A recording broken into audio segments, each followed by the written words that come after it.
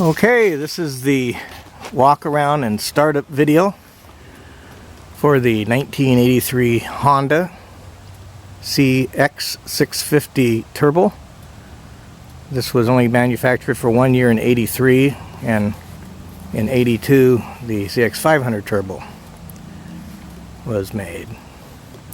There were only about 1,200 of these that came to America, and Mr. Honda donated, he was so proud of all the technology on these that he donated 600, or half of the 1,200, to technical institutes, with the understanding that they could take them apart, they could do whatever they wanted to, but when they were done with them, they had to be destroyed, they could not be sold. So, other than a few that have snuck out of different technical institutes and were sold, for all intents and purposes, there's probably not more than 650 of these that were available to the masses, as far as actual ownership came into play. And we have had this in my museum for about 14 or 15 years. And I will say that even though the tires on the bike right now are about 98-99%, they are that old. And so if you're going to roll this into another museum, you're good. If you're going to take it out and ride it, I absolutely recommend you put new tires on, because even though they look brand new, they're older and harder and drier than I'd want to be riding on the street. I will be doing a jaunt up and down the straightaway in front of my house, just to show you that it runs and it shifts and you can hear the turbo and all that. But I'm not going to push it. I'm not going to pitch it in the corners. So I'll get up close here. We can do a walk around, and I tried to do a video in the sun, but the glare is too much, and I'm going to wait for it to go down a little bit to take some pictures. A lot of the turbos you see have cracks and damage in this part of the front fairing, which, by the way, this opens up like a hood of a car to give you access to everything really easy if you're doing a dash light or something. Just give you a chance. Now, after we pulled it out, we took out the storage gas, put in fresh non-ethanol premium. The front brake calipers were sticky, so we needed to take those all apart, clean them up, put new rubber in, flush the whole front brake system out. The rear brake system, we had to do the same thing to the calipers, take it off and clean it, but we also had to clean out the rear master cylinder too, because sitting for 14-15 years just does that to things. But they're all working beautifully now. We've taken the last few weeks to be working on this, myself and my master mechanic, when he's had time off of his real daytime job. But you can look at these wheels. They're silver anodized, and they're really heavy duty wheels. And also the front suspension on both sides has their track suspension braking system, where you can go from 1 to 4, increasing the stiffening of the brakes. And you can see how this is linked to the front caliper and the forks itself, and so it stiffens up the front end the harder you're putting the brakes on, and the more weight you're throwing forward. And then you can fine tune it from 1 to 4 for your own riding style. There is a little blemish on the right side of the bottom of the fender, and the guy that I bought it from said that he was in a parking lot in Bend, Oregon, and he put his foot down and it just rolled another 6 inches on top of some gravel, and he just tipped over on the left side of the bike without the bike even running. And it did do a little damage on the side fairing here on the other side, which I'll show you, but he kept most of the weight from going down, and the rear exhaust pipe didn't even touch the ground or the side panel, any of that. And needless to say, that probably ruined his day. So you can see here, there's not a lot of rock damage from tire thrown up on the front of the engine. The fairing over here is in very good shape, as are the decals. I'll try and not go too fast. But you can see that it's really nice condition. And you still have, you know, all the servicing tags on it and the Honda branding on both sides of the engine in the same place. And you're probably aware this is fuel injected, which is really cool because they're just so much more reliable with the fuel injection. And by the way, my master mechanic has a fuel injection cleaner, and so he removed both of the injectors and ran them through his machine backwards and forwards. And there was a little bit in one of them. He said probably not enough to affect operation, but they're both been professionally cleaned, so that's a good, you know, little thing checked off on the list in buying a turbo. And you can see the rear wheels. They're just solid tires, shaft drive. And you can see the tits on the tire, front and rear.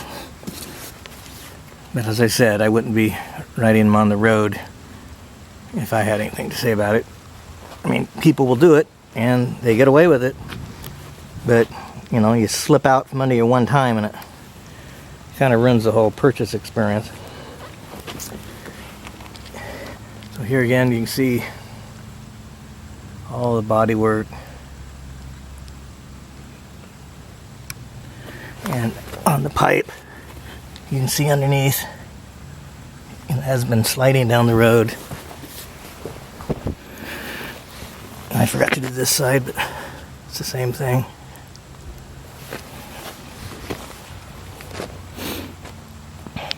The seat on both sides is very good condition. A lot of times you see these where the little double line white stripes have worn off. You see the condition. There's no damage in the tanks, surfaces. The instruments are in very good condition. There's no fading. And you can see the mileage, 12,800. But you'll notice that, like on the tack and the other instruments, they're still a bright kind of fluorescent orange. And you'll see them better when we do the startup.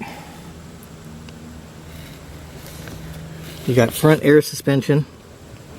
And this bike comes with the toolkit, the owner's manual, and the front rear air suspension gauge.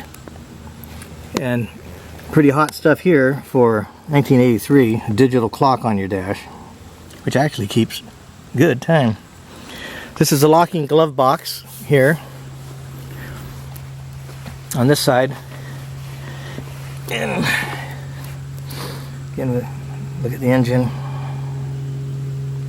Very easy to do an oil drain, filter change, and oil fill. I mean, like 5 minutes and you're done.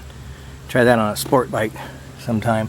So here's other of the engine tuning specs, the VIN plate, etc. So now I'll take a step back and I'll show you the side fairing. And what happened when he fell over is, you know, he had his foot down. The rear, like I said, the exhaust pipe didn't even touch the ground, but the fender, the handlebar got twisted around. That's what you saw on the bottom right side of the front fender. And the fairing didn't get hurt, but the blue decal got some scrapes in it, and he had a painter try and do something to make it look better. And so you can kind of see the little darker colors, and I just looked at it over and over again, and unless you're really looking for that, you don't notice them too much. And if you really wanted to make the bike perfect, I will put a link in the eBay auction for, I think it's JD Designs, but you can order just these side decals, or you can order every decal on the whole bike, or you can order the full mill deal and get all the warning labels and everything too. And the whole package of everything is like 200 bucks, but these here would be about 50 if you wanted to replace it. And you can see just a little bit of gnawing right there. And the thing to note is that these fairings, the top and the sides, are hand-laid fiberglass. So that's pretty exotic too. Again, we'll just take our time, look at everything. And be sure and study the pictures too, but I'm trying to put a bunch of stuff on here, information-wise, to save myself a lot of writing. So to sum up again, it's a oil and filter change, a coolant change, the front brake calipers rebuilt, oh, and new brake pads. I had them on the shelf, and I figured since we had everything apart, let's just put new front brake pads in. And then on the rear brake system, the calipers were rebuilt, and the master cylinder that the foot peg operates was cleaned and rebuilt. So everything's working beautiful now. So I will do a startup here, and unlike the 82 turbo and the 83, they gave it an enricher, which you can use to start it and then adjust the idle speed till it starts warming up. But I'll turn that on, hit the key, wait for it to prime.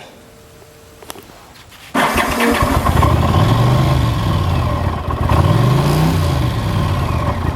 kind of hard to do this.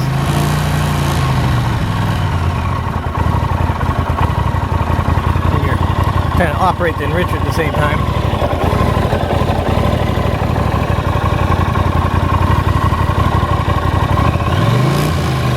So you can see the turbo is functioning.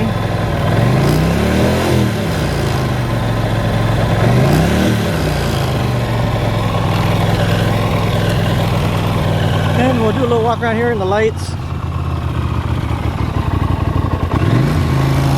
I got the enricher turned off now, so I'm just going to help it for a second here. It's barely 40 degrees here, so it's pretty nippy. So here is the low beam, the high beam,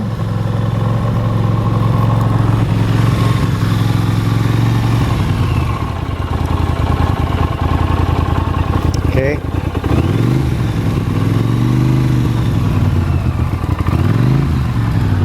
Okay, there's the brake light, or tail light, brake light,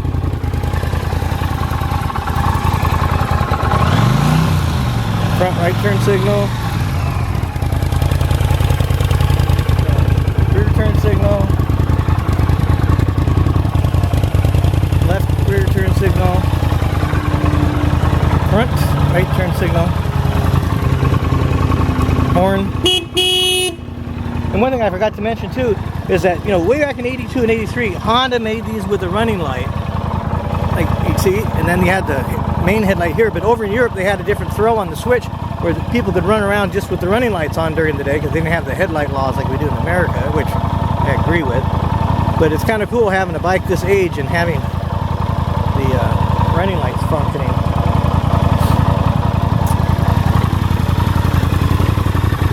So there you go. And I did take some pictures of the inside of the gas tank before I filled it, after we drained out the storage fuel. So you can watch the turbo in.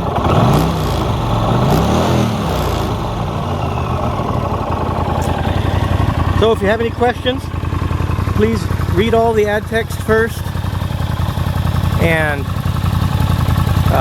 study all the pictures. And then if I haven't answered your question, feel free to contact me.